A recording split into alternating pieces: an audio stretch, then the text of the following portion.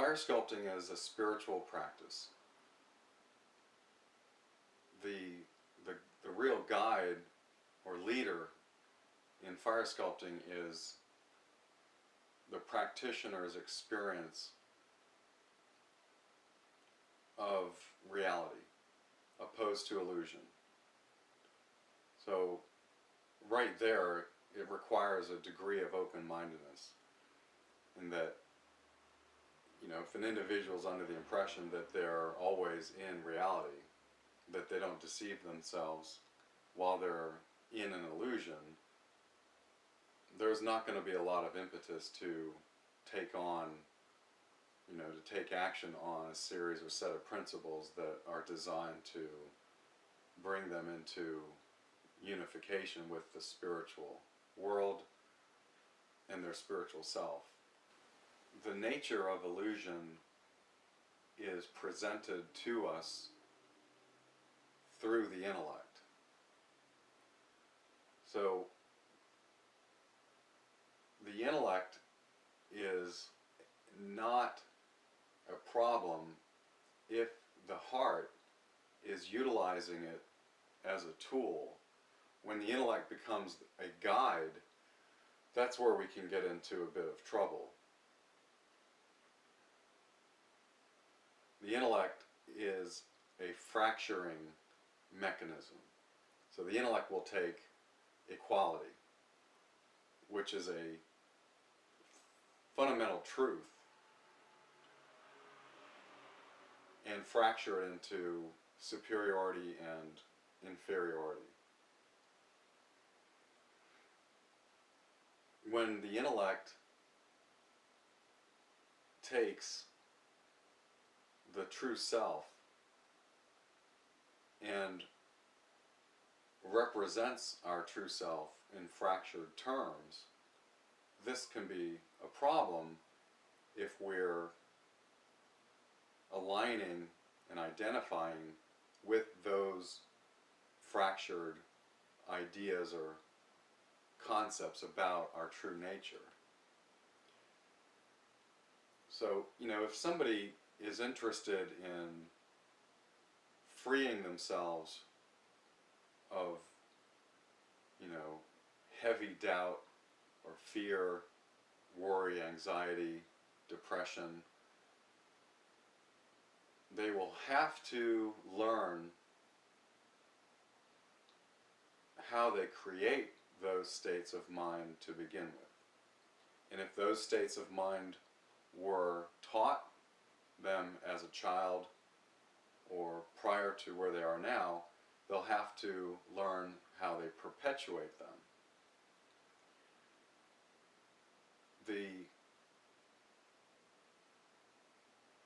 The underlying principle in fire sculpting is service to others.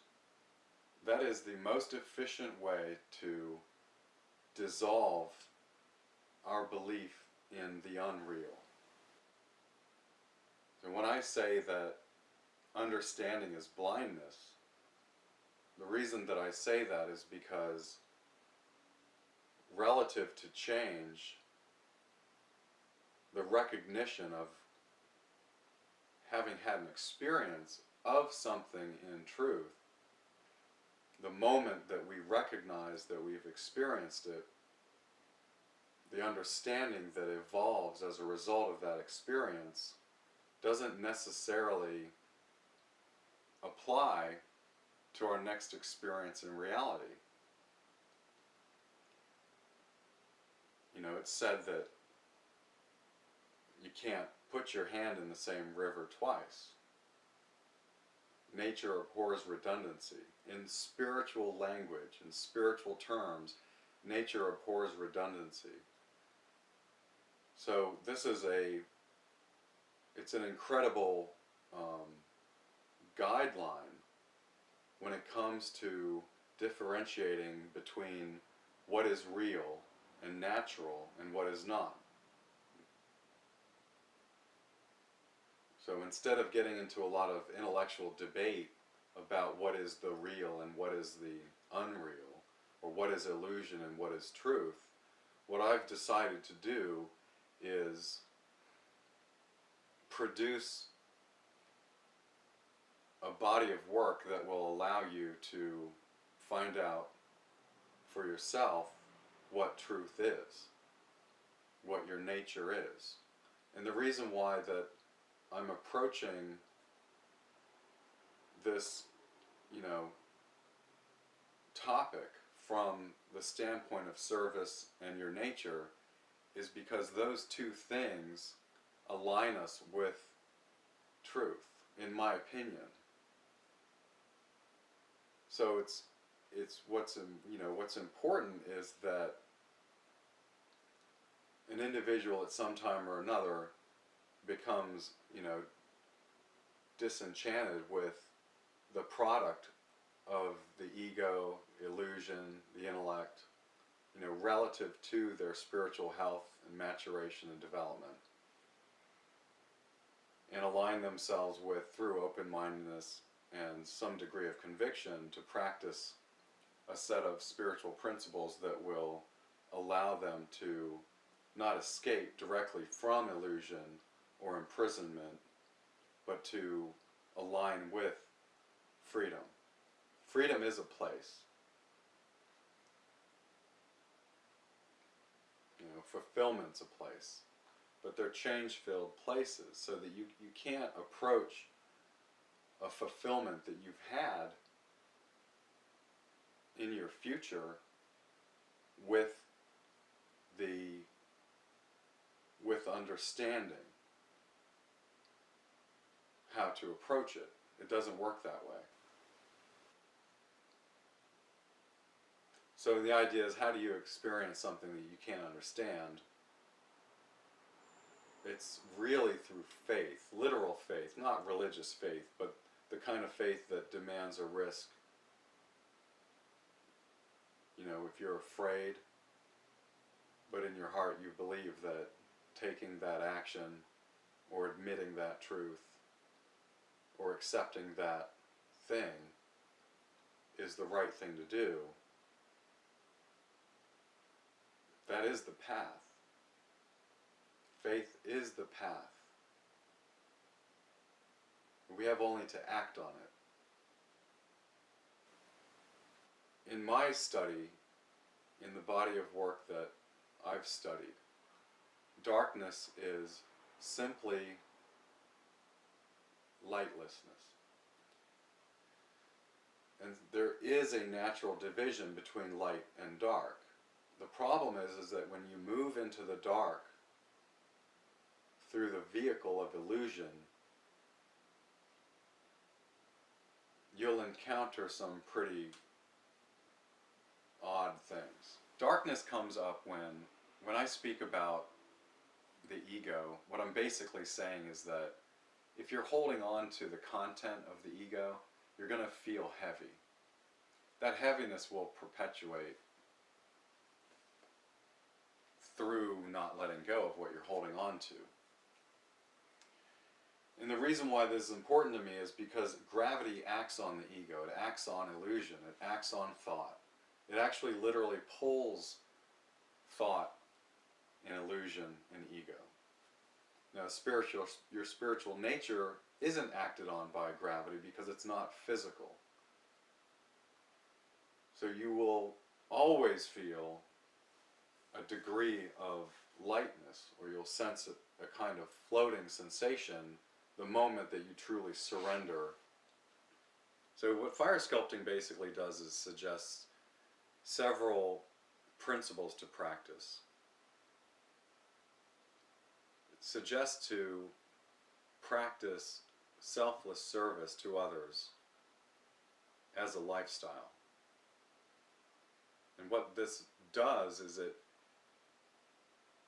removes or reduces the amount of energy that we're placing in self, in the respect that it produces illusionary or delusionary mindset, states of mind.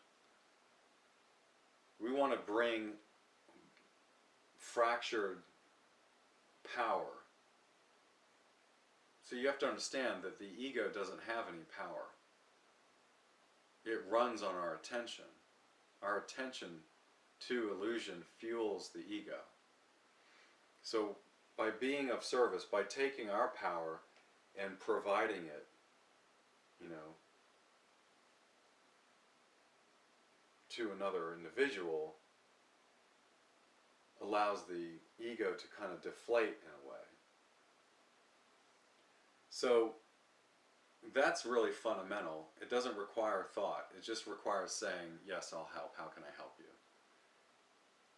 And the return is great because we're actually, by reducing the energy that we're putting into a number of or series of illusionary ideas or fears or worries, etc., we're solving many problems at one time. And there is a phenomenon that occurs when you're truly of selfless service, meaning that you're not receiving any compensation from the material world. It allows the spiritual community to provide for you. So by being of service, by giving of self, we're actually literally, quite literally, creating a place to receive spiritual compensation. So that's really one of the backbones of fire sculpting. Now the clarity that comes from perpetually or consistently being of service to others allows for a view through which engaging the spiritual aspect of reality is possible. And so the other, you know, major aspect of this work is how to engage the spiritual. And the only thing that I have found that works absolutely is taking action on my nature. So as an artist, it poisons me to not do my artwork. You know, for a dancer, if it's, in other words, if it's in an individual's nature to dance, that can become an incredibly spiritual experience, not only for the dancer, but for the viewers. So at once they're providing, you know, if the dancer's dancing and they're learning to cultivate a way of working with the principles of movement, they can actually impart spiritual light through their dance. And all artists are capable of that. And any activity, if it truly fulfills you, is capable of that product, to impart an aspect of your spiritual nature through the vehicle of that gift or talent or nature to others. So in a sense, the beautiful thing about the way this all can work is that you can actually be of service to others as you're fulfilling your true nature. And the reason why fulfillment is so key, and it will come up a lot in the succeeding videos, is that the ego actually, it defaults into place where there is a lack of fulfillment. So it's either or. The beautiful thing about the way that reality is constructed is that you're either experiencing the real or you're not. You're either engaged in fulfillment or you're engaged in self-indulgent pleasure. And again, I'm not saying that there's anything wrong with entertaining or inhabiting the realm of the ego and illusion and all that. You know, I've spent many years in that.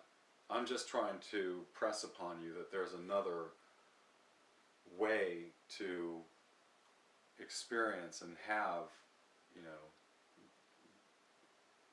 fulfilling encounters in life while you're fulfilling your purpose here. So going back to darkness very quickly, and I'll expound on it later, there are 3 forms of darkness that I'm familiar with.